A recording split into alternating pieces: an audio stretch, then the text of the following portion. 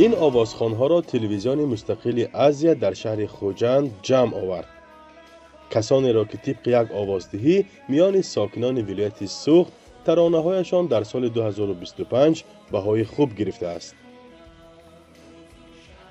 این شخصا انمین جایزه سپاری یک نوگانی بهترین شد که برای ما الهام میبخشد پیش از همه و قاعده های این جایزه سپاری سرود از آن خدا ما باشد، یعنی که خدا ما ایجاد کردگی باشیم، کار کردگی باشیم، مؤلفی باشد و از سر انمو شعر تا رساندن برای مخلصا تا کلیپ و دیگرش باید مهنت کردگی باشیم، کار خدا ما باشد، دزدی نباشد. یعنی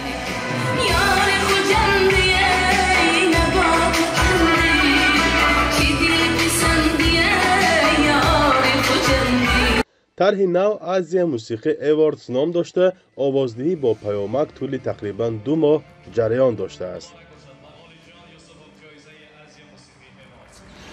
خودی خلق حافظی دستاشه خودش انتخاب کرده میگیرد در همه جا، در همه آزمون ها.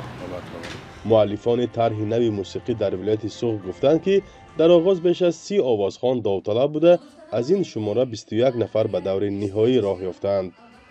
یکی از آنها آوازخوان رستم عظیمی است. گروه هنری او امسال جایزه های دیگر را در دوشنبه نیز صاحب گشت. بسیار میخوام دعوت کنم آن سرندگان بهترین کل تاجیکستان را که ارزنده هستند به این لایحه و بهترین سرنده ها را دعوت کنند که آن هنرمندایی که از صمیم قلب کار میکنند، مهنت میکنند، شب روز به خاطر صنعت، به خاطر پیشرفت صنعت کار میکنند، دعوت کنم در آینده این لایحه به مثل لایحه های سرود سال و ترانه موزیک ایواردز آزیا پلوس یک چیز بزرگتر شود. اهل عائله دبیربک عالی میرسند. در این جایزه دبیربک عالی در این مراسم به هنرمندانی که در رشد موسیقی ملی سهم گذاشته ولی فعلا بر حیات نیستند نیز جایزه دادند. آن را پیوندانشان گرفتند.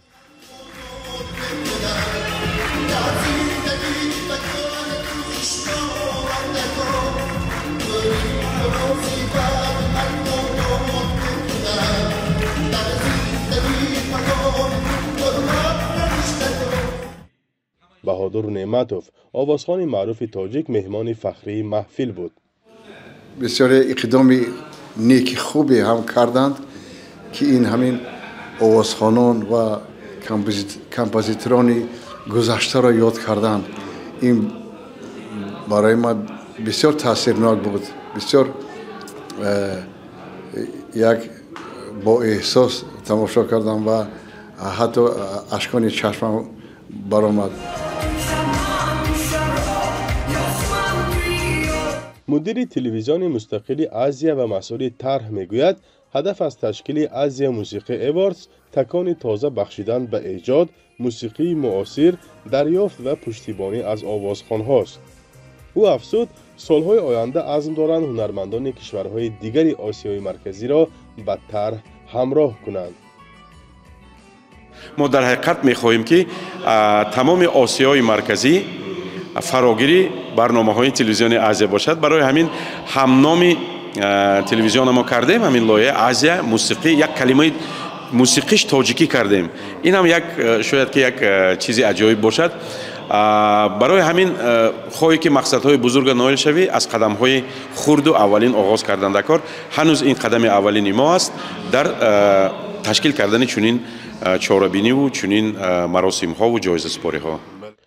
در حالی که ساکنان بعضی از آوازخوان‌ها را برای متن بی‌ربط و آهنگ نامناسب یا روبردار شده تنقید می‌کنند، مؤسسه‌های مختلف تاجیکستان هر سال آزمون سرود و ترانه‌های بهترین را برگزار می‌نمایند.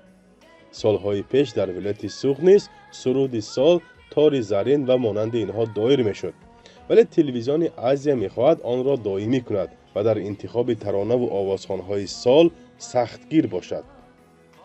فرزان محمدی، رادیو آزادی، شهر خوجند.